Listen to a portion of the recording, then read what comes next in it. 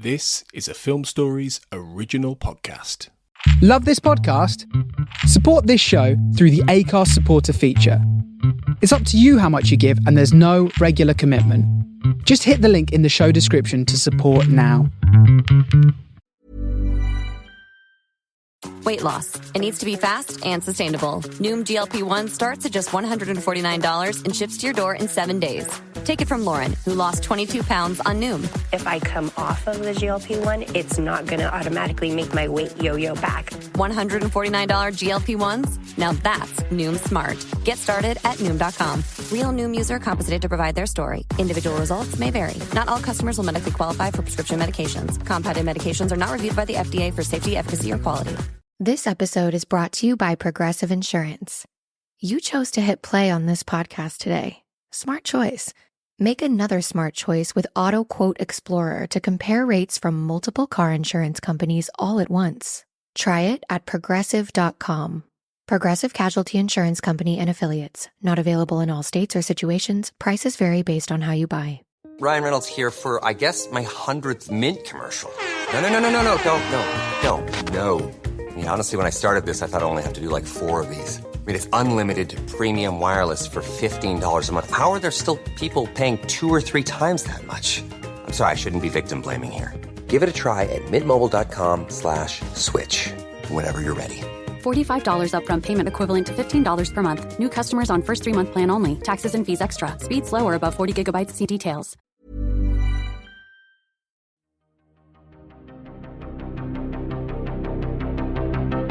This is Writers on Film, the only podcast dedicated to books on cinema.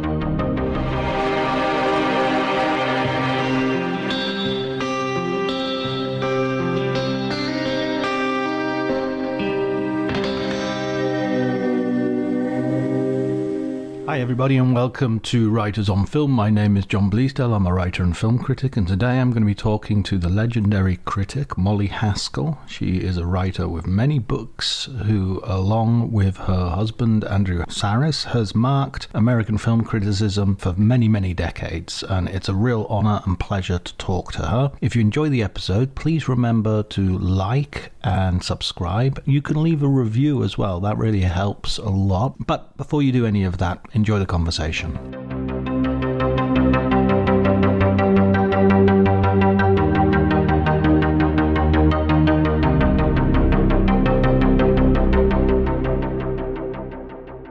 Finishing your Frankly My Dear book today, I can hear that accent. I can hear that Virginia, trace of a Virginia accent there. That's because I haven't woken up. I mean, I always have it, but I think I have it a little more now than when I'm fully awake. With the coffee takes the edge off. Yeah.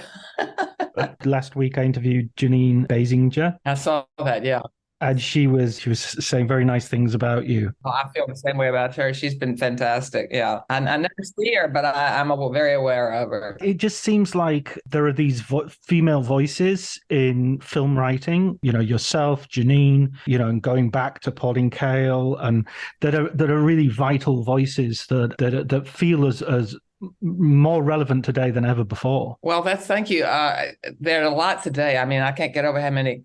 I mean, there's so many good film writers. That one of the problems is there's just so many now. When I was, Pauline and I, well, Janine wasn't writing for a regular news outlet, but when we were writing, it's one of the things I'm writing my memoir about. The 60s and 70s was such a different time, obviously for lots of reasons, but there were newspapers and magazines, and there weren't so many. We were just discovering.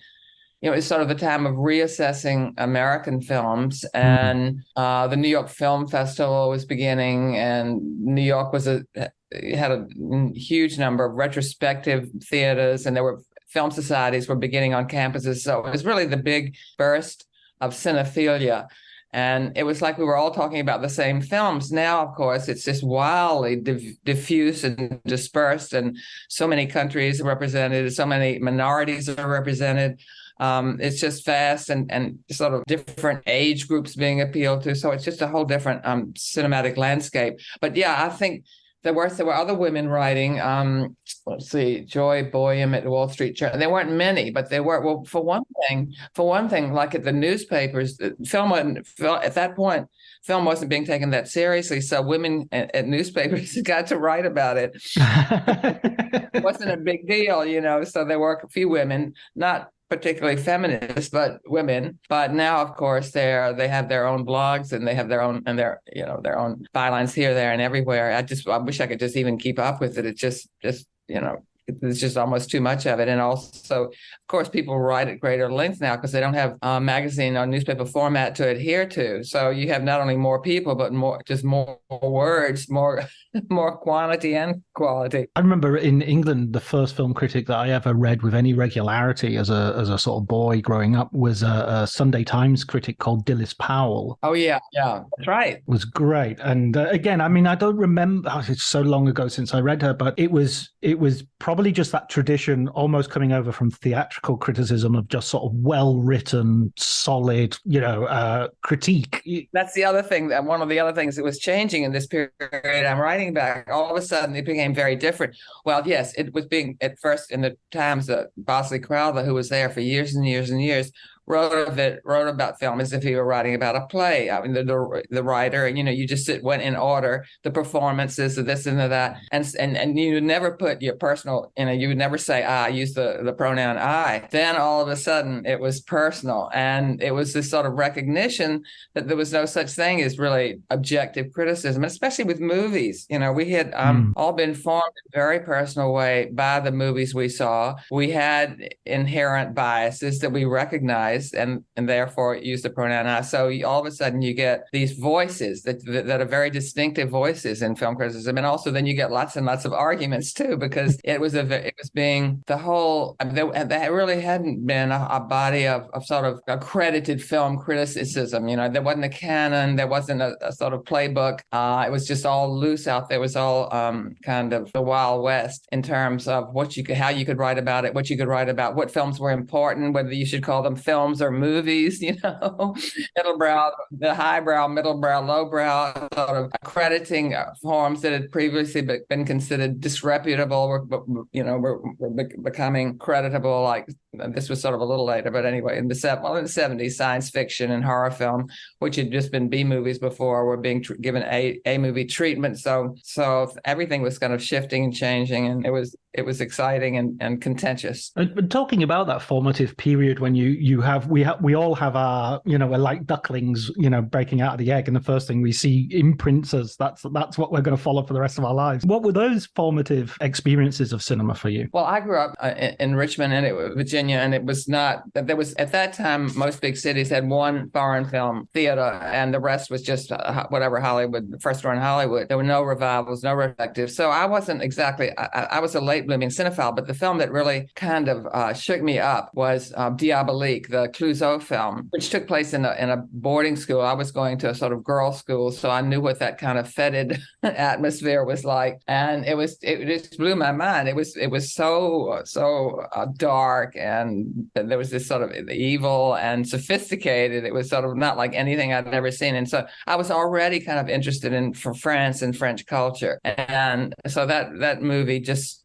It was a whole different ballgame as far as movies were concerned. And I think that was one of the things that made me want to go live in Paris, which I did after I graduated from college. And there, I guess it's interesting because the man I would marry, Andrew Sarris, the film critic, was there at the same time, but we didn't know it. We would meet only a couple of years later. But we were both living in left bank hotels, and probably going to some of the same movie theaters on the left bank and seeing the same things, which were not just French films, but American, because this was a period of the Cahiers and the reassessment of American films. I mean, it started with the French because they had seen that films had been held up during the Second World War, and then a whole lot of them were sort of opening at once in the Cinematheque and other places. So they saw all these films at once from directors like Hawks, and the obvious ones are sort of Hawks and Ford, but some of the other directors too, Peckinpah, all these directors. And they didn't see films in high versus low. They just saw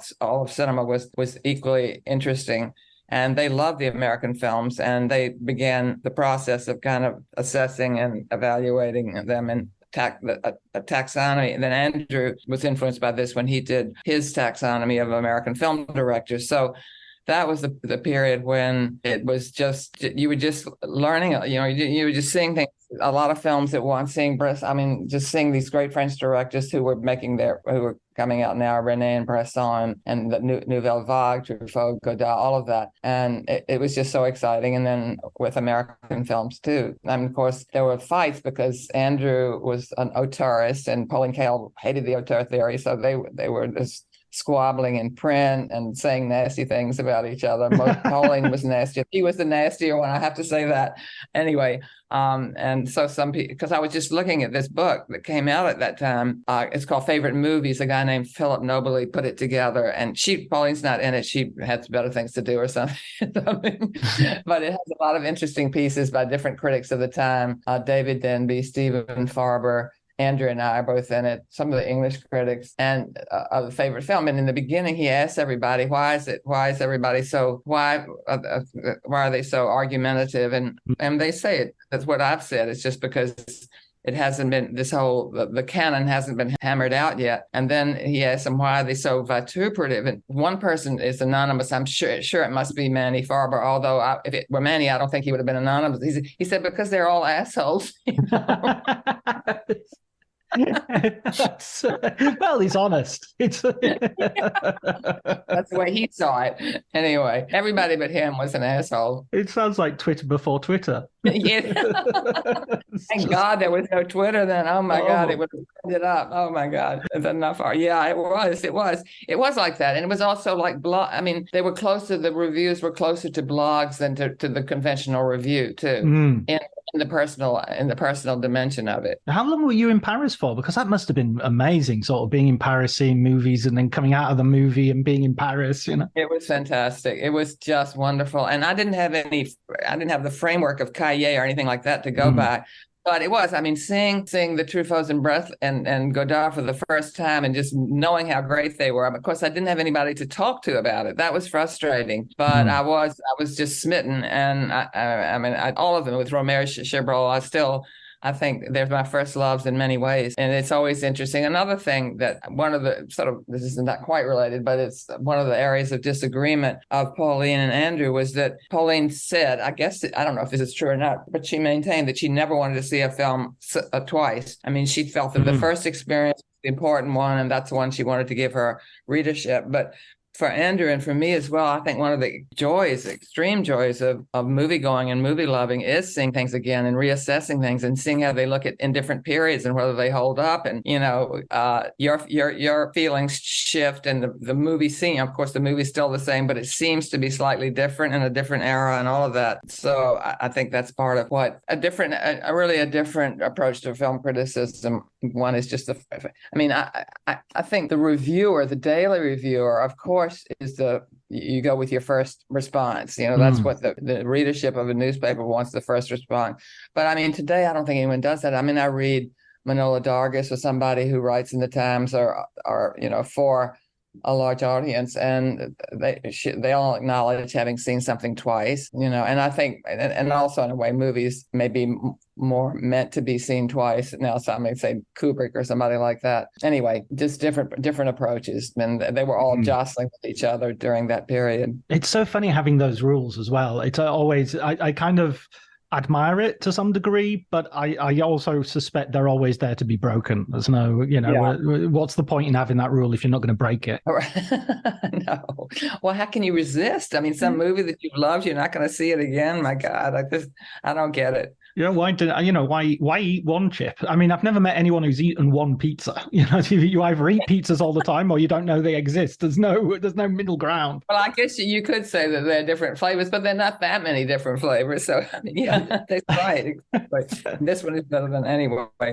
Absolutely. Yeah. And I often think that repeat watching makes me kind of a little bit more critical of films as well, because I sort of think to myself, well, this reminds me of The Searchers. I could just be watching The Searchers. That's yeah, that too. I think you start to see more. The more you see, the sort of overlapping influences in film, and the more you see some director and some other director. I think one of the things too that Andrew always emphasized, and Marty Scorsese says this all the time, is how I think people are not, especially then, and I think to some extent now too, that general audiences they listened more than they looked. They were very attuned to the dialogue. They could always criticize the dialogue, but they had no clue about sort of directorial choices, about cuts. I mean, editing or camera position, any of those things. And it's very Andrew taught, of course, for many years. And that was the thing he would talk in his class. He said, well, you have this first response, which is almost childlike, where those are real people up on the screen and you just enter into it uncritically. Then if you're in a class or if you are a critic, you start taking it apart. And that's an awkward period, and because you lose that immediacy that you had before. So you understand you would have to count the cuts. How many cuts are there? Get familiar with tracking shots and how they're used, the length of focus, all of those things. So you take it apart, and that's a time when, as I say, is awkward and uncomfortable. And then, but though, hopefully, you put it all together again, and it's just a much, much richer experience. So you get sort of the first response, because you're still responding to those stars, you always are, to the people on the screen, and yet you can understand some intention, and you get nuances that you might not have gotten if you'd never kind of appreciated film style. There's always that thing of I think on social media, and a lot of people approaching film at the moment are sort of they're a little bit in the thrall of their enthusiasms, and that's great. Enthusiasm is good, but you've got to describe why you like something and why something is good and why something isn't good, why something isn't working for you. Yeah, exactly. I mean, you can't just get in the mood of it and sort of applaud it, and I mean, that's a great response if you feel that way, but then break it down. Yeah, absolutely. And if it's good enough, it'll survive criticism. It'll survive exactly. Analyze. Yeah, it'll survive and probably look even more interesting. I've also read From Reverence to Rape, your landmark study, I would say, the role of women, how Hollywood portrays women, and it's such an eye-opening study, even after all these years, because this was obviously published first time in the 80s, I imagine. Oh, 70s, early 70s. Okay, I'm reading the revised edition, so I think it might go up to the mid 80s. Yeah, right. So what was the inception of that book? Well, I was the women's, as it was called then, the women's movement was sort of getting off the ground. And I had always had a kind of, I don't think that I was wildly, well, it was just, I had read, people were reading things like Betty Friedan. I had read Simone de Beauvoir. That was the one, The Second Sex. That was the one that sort of stirred my feminist juices. And so the women's movement, everybody was forming sort of consciousness raising sessions and there was sort of activity trying to get more women placed at the Times and this, that, and the other. And so I thought, well, what about taking a look at the way women are treated in film? I mean, that was the sort of my feminist instinct to look at film that way. So that was really the beginning of it. And I guess I had started reviewing for The Voice under Andrew, and then I went to other places, but I was first at The Voice, and I started reviewing from a feminist perspective. I mean, I would review something like Butch Cassidy, and because I would say, what's with all these buddy films? Where are the women? Because it happened to be that there weren't very many women. It was a great period for sort of the new independent cinema of directors like, Scorsese and Milos Forman, Coppola and De Palma and all these people. But what happened, because they were getting away from the studio system, they weren't obligated to use women. I mean, the studio system had women on an equal level and equal pay with men, and they assumed that they were making films for women audiences. Now, that is no longer the case at all, even now, actually. But so they definitely wanted to appeal to women, whereas when these young Turks started making personal films, they felt no obligation to either include women or to appeal to women. And I'm not saying that the films don't have a universal appeal, but they just weren't at all women oriented. So this struck me as isn't this interesting? Here we are in this period of discussing equal pay and equal rights for women, and yet they're being squeezed out of movies. So that was kind of the trigger, I guess, that sort of sent me into the past to look. And it was just so much fun to do. It was a little bit hard because the movies weren't available the way they are today, the movies from the past. But I had Andrew, who could remember every plot of every movie, and he would start telling me there would be what we now call melodrama, like a woman's film with Margaret Sullivan and Charles Boyer or something, and he would start doing the plot, and he would start crying, and I would start crying because it was such a weepy. But anyway, that's how I got some of my material, anyway, my information. I mean, what you present is a real sweep of the whole history of cinema from the silence on. And what I found, one of the bits that I found sort of the hardest to take was your characterization of my beloved Laurel and Hardy as misogynistic. And I was like, oh, no, please, no. Oh, that was harsh. I love them too. I would never do that now. I think you do this when you're doing something that's at all polemical. You maybe just overstate it sometimes. And yeah, I think I did overstate that because, I mean, that's what they are. I mean, in a way, they are male and female together. I mean, they're kind of, androgynous in their own way. Anyway, they're wonderful. And with W.C. Fields, of course, I would never want to have a cinema without W.C. Fields either. Oh, absolutely. Yeah, absolutely. Yeah. And Keaton and Chaplin. Keaton is just, my God, I've come back, and he's one that I just watch again with increased appreciation every time I see him. He's just and Chaplin, of course, too. They are cinema in a way. During the pandemic, I teach at university in Italy, and during the pandemic, I would give the students like films to watch, and we watched Sherlock Junior, and we talked about it afterwards, and it was so funny because they all said, I thought I was going to hate this black and white silent film, made way before my time, and practically everybody said, this is my new favorite film of all time. Really? It's one of I put that on my 10, the Sight and Sound 10 favorite. Oh, me too. Yeah, I did. Yeah, absolutely. So much. Yeah. There's something I would say about that, but I've forgotten what it was. Anyway.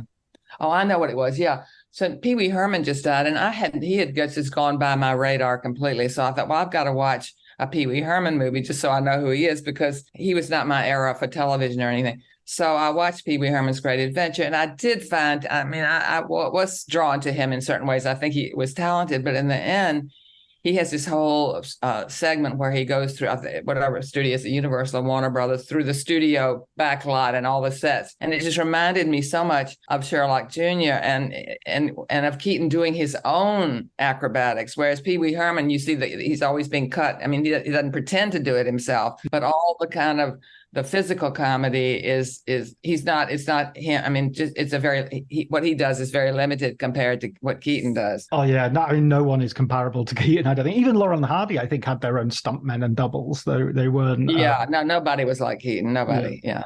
Well, there was a film that he did, the college one. I think it might be called My College or Our College or something. And it's so funny because he's supposed to be playing a wimp, and he's just absolutely the most athletic little man you've ever seen. Unbelievable. Well, I don't think any studio would let him do that today. It's so dangerous. They couldn't afford the insurance on the feats that he does. They're just so outrageous and risky. Absolutely. And the title of your book as well, having heard the title long before I read the book, I didn't realize how literal it is, that it really is, at the beginning, there is a sense of reverence. There is a sense of idolatry, of putting women on a pedestal to some degree. And then yes, you hit the 70s, and like you there's nary a film without a woman getting raped. Well, it's sort of Victorian. It is the Griffith especially, but silent cinema is sort of Victorian, and it's you're the sexes, and then all of a sudden in the 70s it was de-repression. You could show stuff on the screen that you hadn't shown before. The Hayes office was no longer operating, and what happened was not that you got equal treatment or anything, because we still hadn't reached a point where women were supposed to take the initiative. I'm not sure if we've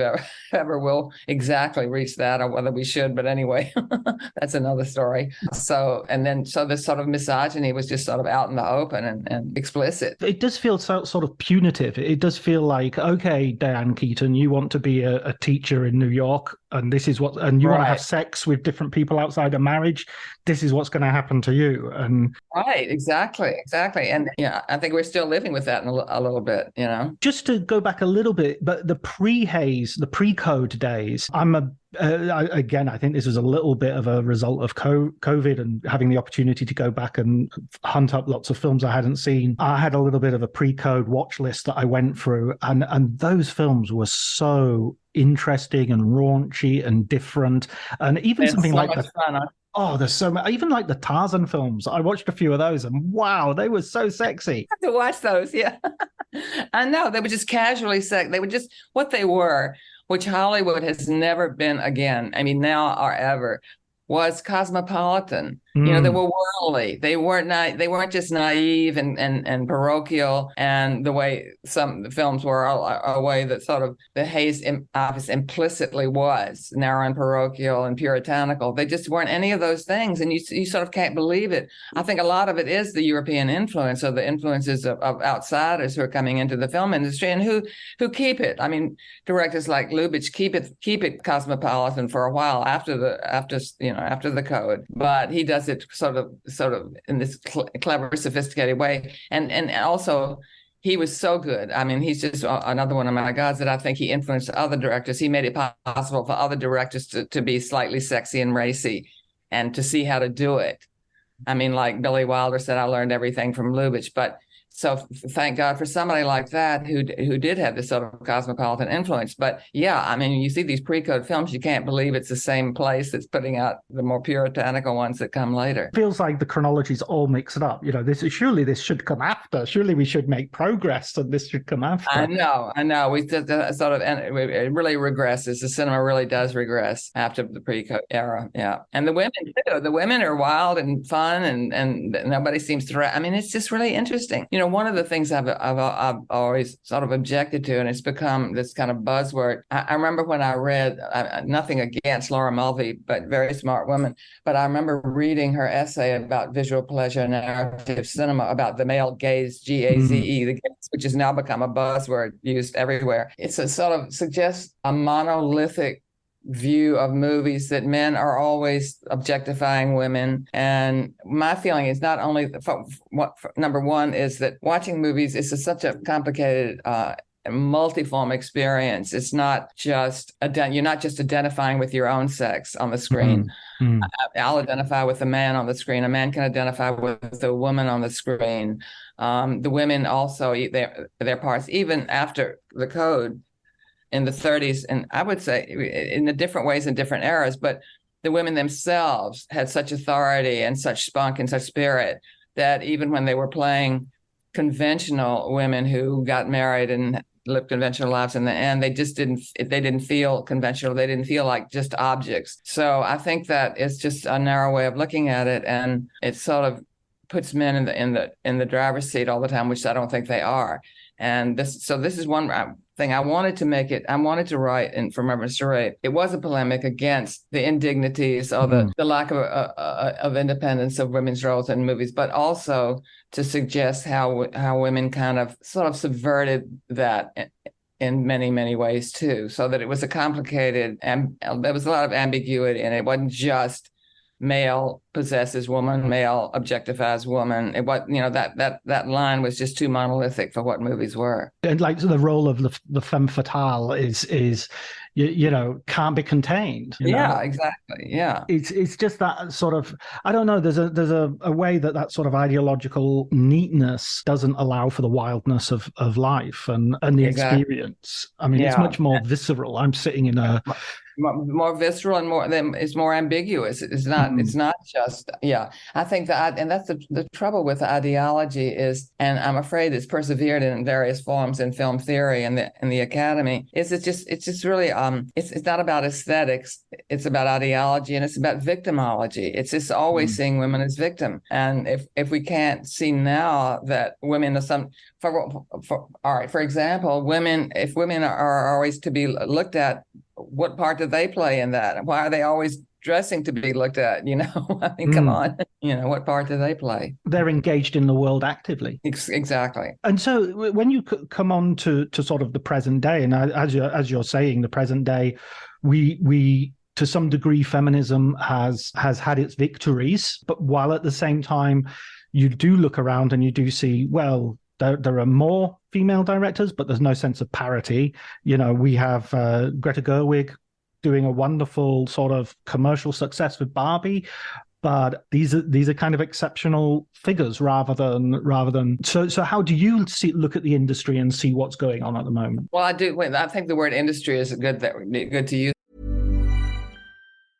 My dad works in B2B marketing. He came by my school for career day and said he was a big ROAS man. Then he told everyone how much he loved calculating his return on ad spend. My friends still laugh at me to this day. Not everyone gets B2B, but with LinkedIn, you'll be able to reach people who do. Get a $100 credit on your next ad campaign. Go to linkedin.com/results to claim your credit. That's linkedin.com/results. Terms and conditions apply. LinkedIn, the place to be, to be. This episode is brought to you by Progressive Insurance. Do you ever find yourself playing the budgeting game? Well, with the Name Your Price tool from Progressive, you can find options that fit your budget and potentially lower your bills. Try it at progressive.com. Progressive Casualty Insurance Company and Affiliates. Price and coverage match limited by state law. Not available in all states. Right there, because it's a corporate mentality, and you see it not just in movies but throughout finances and all other kinds of pursuits, that at the top men are just more comfortable with men. I think that also there's a backlash against women, and you see this in the right wing. I think they're wanting to go back to a time when women had babies and stayed at home. I mean, there's still a huge number of people who want that. So I think it's still an uphill battle, and I think this has always been true, that women have been on a shorter leash, and they have less latitude, so that when they do make a film, if they fail, this history is littered with the stories of men who failed at this and that and then became great directors. So women don't have the luxury of failing. I think that's one of the problems. And men are just quick to say, well, okay, we can write this one off. So I think that's one of the problems. So it is happening, but it's happening gradually, and it's happening more in countries that don't have industries or don't have the kind of corporate setup that we have. I think almost every other country, France, some of the African countries in Asia, women, well, not so much in Asia. I don't see too many women directors coming out of there.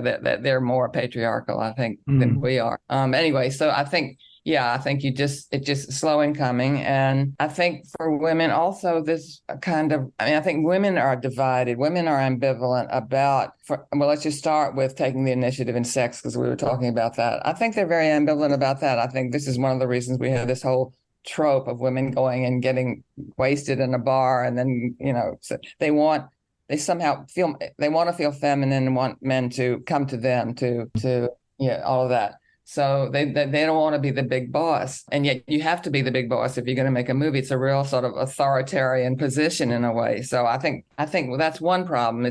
Doesn't come, and even Greta Gerwig has Noah Baumbach at her side. That's pretty good too, Yeah. That's not to diminish what she's done. I won't get onto Barbie because I'm not a big fan of it, but good for her anyway. But yeah, she does have Noah there. Sort of, I don't know how much influence he has, but he's certainly someone to lean on. Yeah, it's funny as well, because I think that thing of it like goes into what we're talking about earlier, in that if you're having a battle, then there isn't much room for nuance. You need need blunt instruments and hammers to hit people with. Then when you're looking at criticism, which is a sort of different ball game to the industry itself, you need nuance and complexity, and you don't want blunt instruments. You want your scalpels. And so, from an industry side of things, people talk about diversity and inclusion and the Bechdel test and this and that, which are very good things to tick boxes with, but they're not very good ways of actually looking at films and seeing how films operate. No, exactly. Again, you're applying political or ideological principles to something that's not that's art, that is art. Also, I think you have to look at the kinds of films being made in Hollywood now too. I mean, so little that is interesting and independent is getting made there. What speaks to them is sequels and series, but if they can, and blockbusters. That's what I mean. The Barbie obviously speaks to that. I mean, I don't think it means that they're going to start making feminist films, but they're going to make films that maybe nod to feminism or something like this one does. But it speaks to them in commercial terms because it's a blockbuster, because it's gotten a lot of attention. So I'm sure they're trying to figure out right now how to do a prequel or a sequel. So that's one of the problems, the kinds of films that are getting made now that aren't really cinema as we knew it or know it. Yeah, there is a sort of almost like when we were talking about women's films in during the studio era, there might be a resurgence of that coming back in terms of things like, I don't know, the ABBA movies, which are very aimed, they'll have a sing-along version in the theater. So that'll be, specifically to bring in a female audience. Yeah, they do sort of have, I mean, they're picking up on some of the commercial assets that could appeal to women. Yeah, but it's not really cinephilia at the same time. I have to admit. No.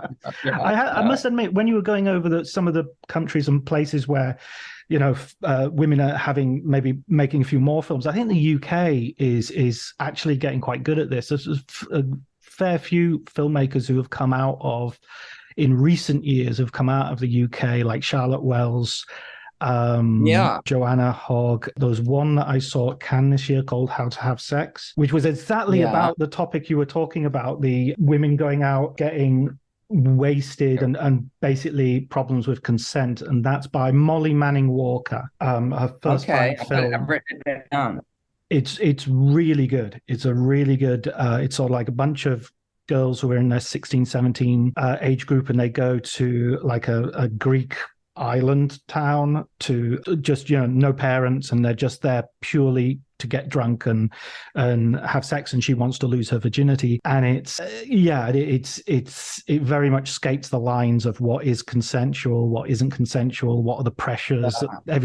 How can you do this safely when you're still kind of a child? Yeah, and that's the trouble. That's another thing that's so different from my day is they want to have sex at such younger age, and they want to do it. There was one movie, I don't remember the name of it. It didn't have wide exposure, but it was about a woman who is the same situation. She's not that young. She's just in her 20s or so, gets wasted and raped, and then what she's going to do about it. And she tells her parents, and they're very sort of loving and helpful. But at one point, she's driving with her father, and he said, "Well, why do you do that? Why do you go to bar? Why do you have to go to bars and do this drinking?" She says, "Because I like it." So, I mean, they want to do that. And at the same time, they don't quite know how to put the brakes on. And there's no framework for it. I mean, when I came along, we were so repressed. We had, it was called first base, second base, third base, that you could let a guy go. And took a long time to get from kissing to petting, if ever. But it was just such a taboo of having sex young. And of course, this was it wasn't pre-pill, but the pill wasn't being widely used or talked about well, I don't know, not where I was anyway.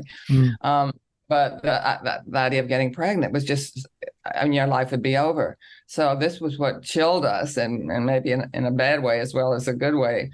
But we knew that men were going to do this. I mean, there was somehow the lesson that this is what men do because they're sort of evolution, and the evolution is programmed them to do it, is to have sex. And so we knew somehow it was our responsibility to keep them from doing it. And somehow that has shifted. I'm sure it's better in a lot of ways, but in other ways, I think women are less protected than they've ever been. I think they've given, I don't know. I can't evaluate really whether they've given something up.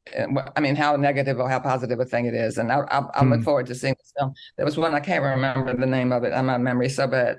A couple of years ago by, what's her name? Emerald something. And Emerald Fanning?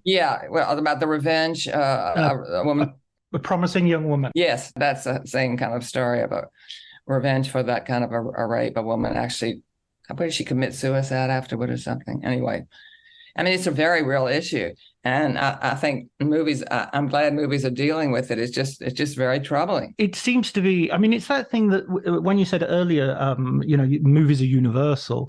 There is that sort of the fact that universality is in itself sort of defined. Universality it's like one of those things that is sort of like, seems to be a neutral term, but actually must have some sort of predefining characteristics before it arrives, you know?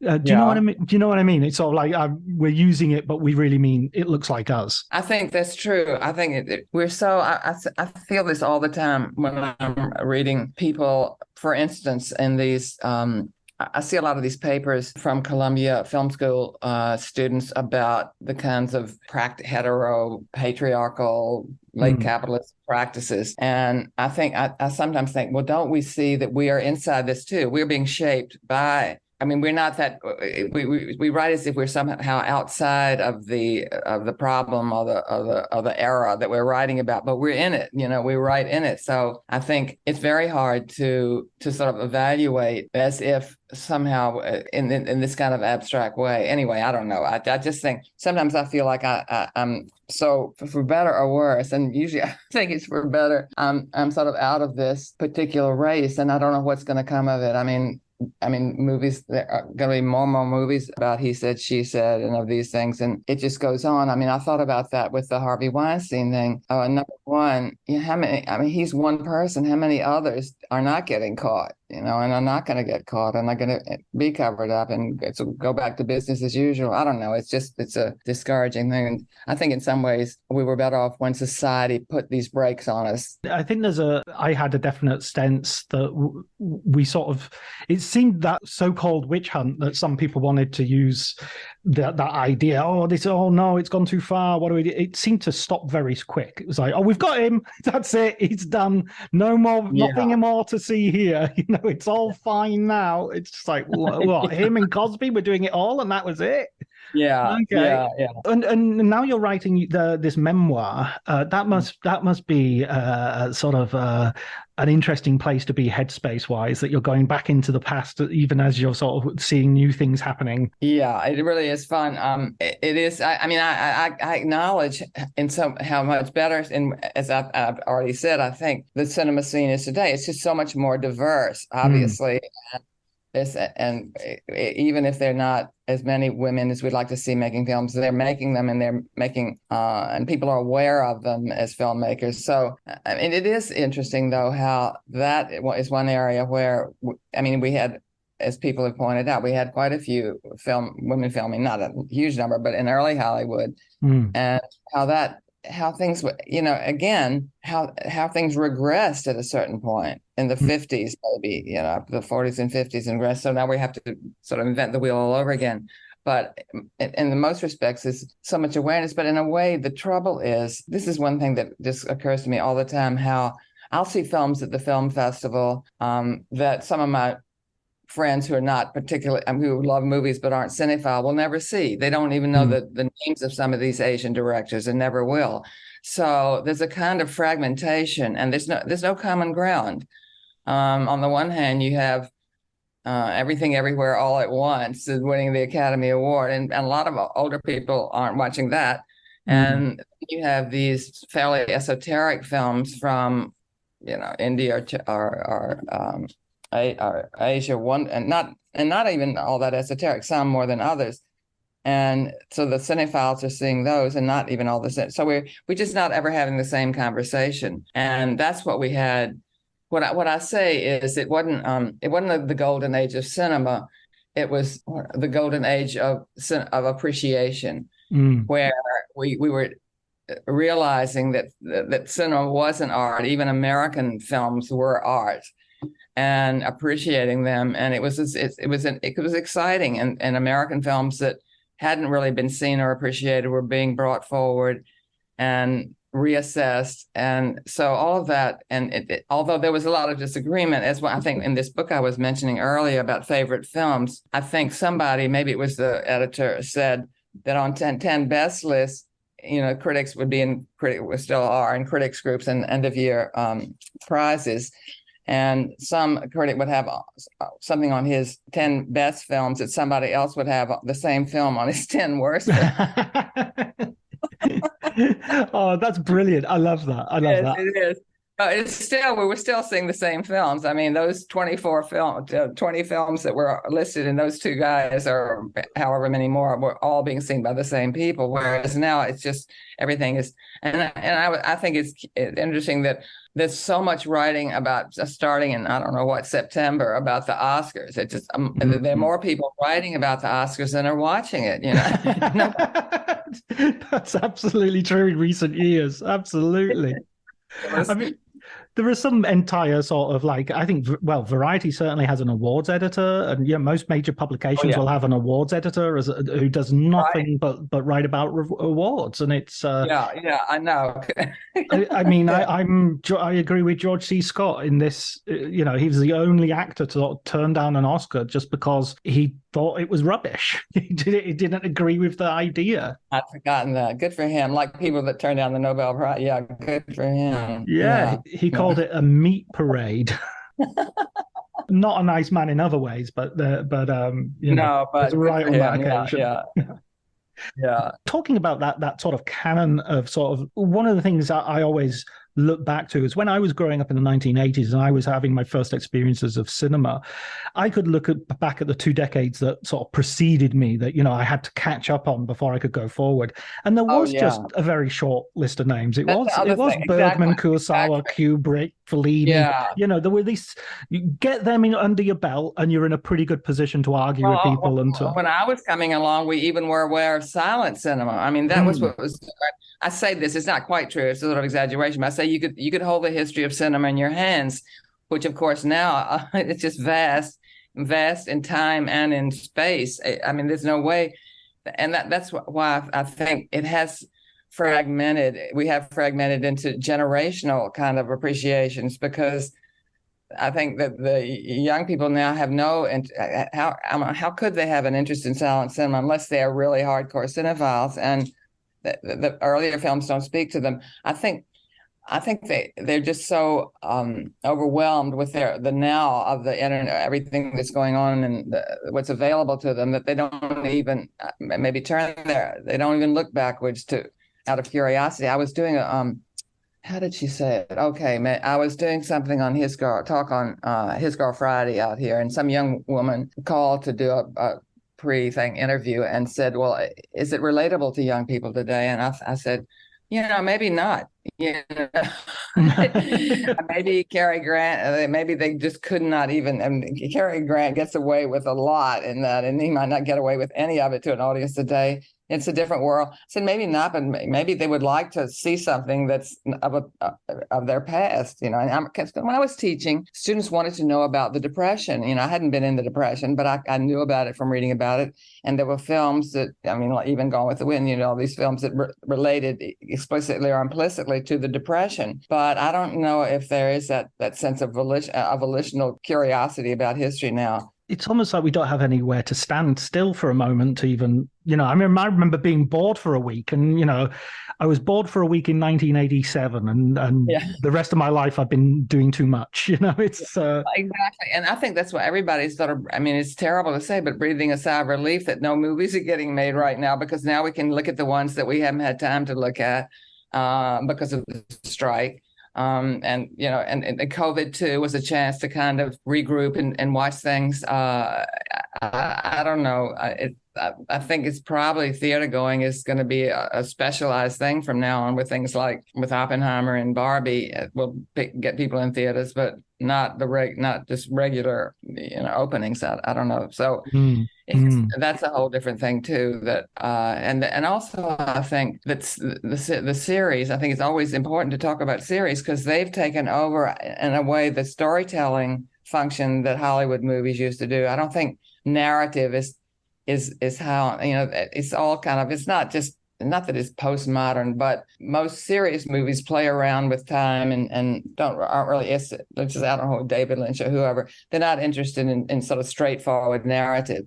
So I think the series, and some of them, as you know, as well as I do, are just fantastic. So they've taken over that function a lot, I think. So, and they're the ones that people talk about the way they used to talk about the current opening, some movie opening. Also, that's where we go to for characters. You know, I mean, the psychology, which most movie makers have turned their back on. Yeah, characters the last 20 years are Walter White and Tony Soprano. You know, it'd be difficult to sort of point to a character in cinema with the same. Exactly. Yeah, that's right. And they get to sort of create it over time. So. Yeah, it's a golden age, actually, for character acting. I've got one last question for you, Molly, which is a question I ask everybody on the podcast, which is I'd like to ask you to recommend a film book for our listeners. Ooh, wow. I want to just say before that how much I love British crime series. It's my favorite. Ah, right. What are you watching at the moment? Have you got any particular ones?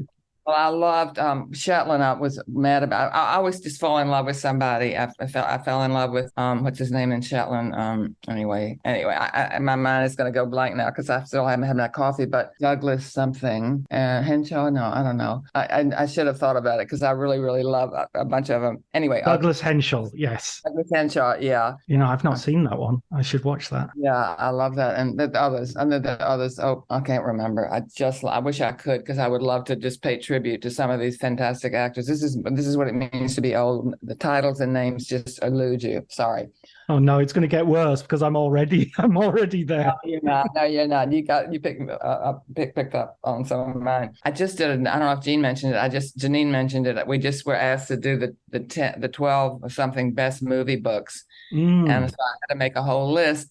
I found that really hard to do because it depends. I put one of hers down on the list. I put Andrews, the American Cinema, but that was sort of has a historical function. That was 1968 when he was, bringing the Cahiers formulations to bear on American cinema. Oh God, I just made a list. It's so interesting making that list up because there's just so many different ways of approaching it. I know that's the problem because things like Louise Brooks' memoir or the David Selznick memos, which I love, which I read. I put mostly ones that or Kevin Brownlow, who's sort of indispensable. He did a great documentary as well on Buster Keaton, going back to Buster Keaton. Oh, I've got to see that. I think it's on YouTube. I think it's called When the Circus Has Gone, or it's. Oh, I've got to see that. Okay. Or if you just Google Buster Keaton, Kevin Brownlow, it'll come up on the videos. Okay. So also, I love one of the things the point I'm making in this book, it's about critics, and critics sort of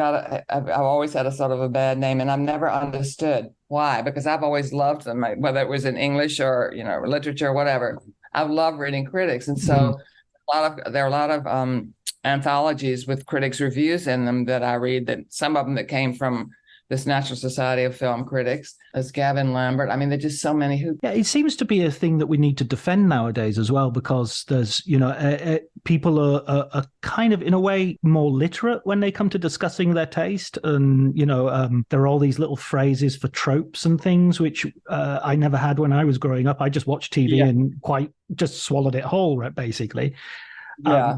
People would say, "Oh, they fridged that character," and I was like, "What? They did what to that character?" And there's I have to find out what that means. What does it mean? That's a new one on me. What is it? Fridging a character is usually killing off a female relative or wife usually, in order to give a male character emotional depth. So it's something Wes Anderson does a lot, or you'll have Clint Eastwood in Dirty Harry. He mentions his wife was killed by a drunk driver or a hit and run, and so that's fantastic. And it also has the sort of, I think, I didn't read this in the definition, but it also has the thing of saying, and they're not gay. They live on their own. They're men, right. And they had a wife. They're certified heterosexual. Exactly. Also, just to get the woman out of the way. I mean, they do this all the time in Hollywood movies. Some woman gets killed in the first thing, and then the man's on his own. I never thought of it to give him emotional depth. I don't think they go for that in the movies that I'm thinking about. But it's just sort of to get her out of the way. She's sort of dispensable, to get the action going. She's a sort of drag on the action. But that's a great term. I'll just say this book because I'm in it, because I can't think of one that sort of would prevail over all the others. But I'm not even sure what it's called. But Wes Anderson put out a book about an asteroid city, in which he has essays of all sorts of different people about the West. They're all about the West, and they have Kazan in there, and they have Kent Jones has a piece, and who else? They're all. I mean, it's all sorts of interesting pieces. I have one on the Billy Wilder film with Kirk Douglas, Ace in the Hole. Oh my God, what a bitter film that is. What a wonderful film. It's the darkest film ever. So my essays, and then a whole bunch of other essays. And it's just an interesting book. And it has a picture of Asteroid City on the front. It just came out. I'm not saying it's indispensable by any means. It's a quirky, kind of entertaining book, just like the film. It's like the film. It has all these different people in it. And you go from one to another. It's sort of this deadpan thing where one is against the other with no explanation, no necessary links. That sounds great. That sounds great. It's sort of a fun book. But no, that wouldn't be the one I would sort of recommend above all, except that I just can't think which one I would. Well, that's okay. You have to come on again, and when you're. Okay, there's so many, there really are, and I'll get my list out. If I'd known you were going to ask that question, I would have had my list at the ready. I can't even remember what I put on it now. That's how bad it is. But I did think about it a lot, and it was fun. It was nice because they sent you. I don't know if Janine talked about, but they sent you this like 6 pages. Oh, I got it. I was doing it as well. I got this. Oh, you did? Okay. Yeah. So what did you pick? What did you pick? Oh, I picked. You put From Reverence to Rape on there. Oh, obviously. Duh. Absolutely. That was the first one. That's the only one I put on there because that way it weights more. Yeah. Okay, go ahead. I don't know what I put. I think I put Paul Cronin's book about Werner Herzog because I love Werner Herzog and I love the way Paul sort of brings out the most Herzogian of Werner. I put Otto Friedrich's City of Nets, which then Janine told me. Oh, yeah, I love that. I didn't put that on, but I love that book. Yeah. She sort of said, no, it's not. People, there's a lot wrong with that book. People love that book, but there's a lot wrong. And I was like, oh no. But it's such a great read. It's a little bit like, I think I might have put this on David Niven's The Moon's a Balloon, where it's all bullshit, but it's so entertaining. It's so well written. It's and then the others I can't remember. I really shouldn't say because obviously with the podcast, I've got 120 odd writers. I like the Bud Schulberg book. I forget the name of it, but Bud Schulberg. I don't know how true that is either. Run. No, it's about Hollywood. Is it called? Yeah, okay, maybe it is. How Sammy Runs or something like that, I think. I guess so. Here's an example of, I'll sort of take a deep dive into something. A friend of mine recommended a French, I wanted to write about sound because I'm doing a lot of audiobook. I mean, it sounds unrelated to cinema, but I love audiobooks because my eyesight is not that good. And I have a whole range of audiobooks that I listen to, including British procedurals.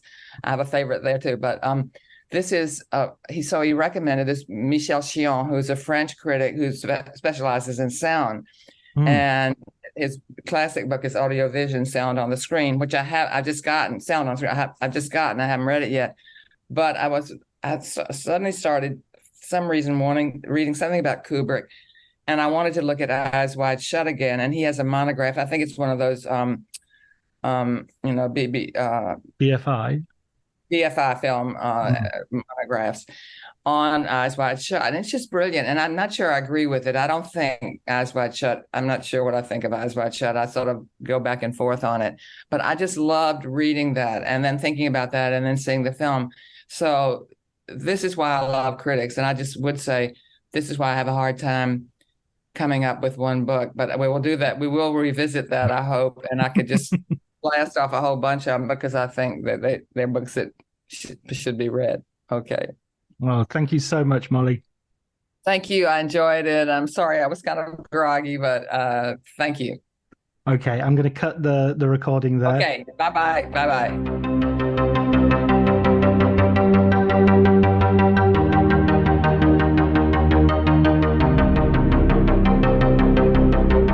So that that was my conversation with Molly. I hope you enjoyed it. I certainly did, as you can hear. It was a really interesting insight into a period, and also just interesting to compare it to how things are today in the state of criticism, the state of thought and feminism that we are living through at the moment. All that remains is for me to thank Elliot Atkins, who did the music, and to thank you, dear listener, and to see you next week.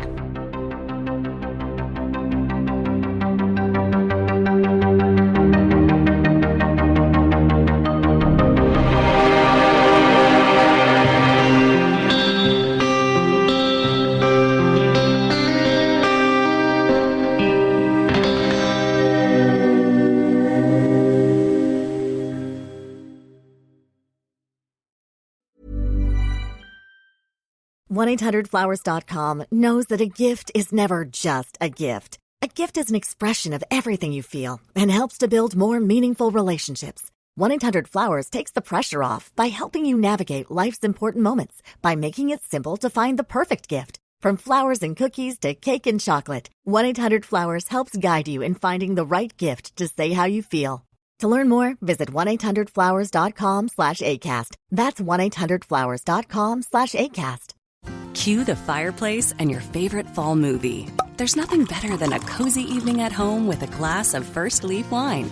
First Leaf is a personalized wine club that delivers right to your door. Sounds magical, right? They get to know your favorite tasting notes, which varietals you enjoy, and whether you prefer sweet or dry wines. So in every shipment, you get bottles tailored to your unique palate.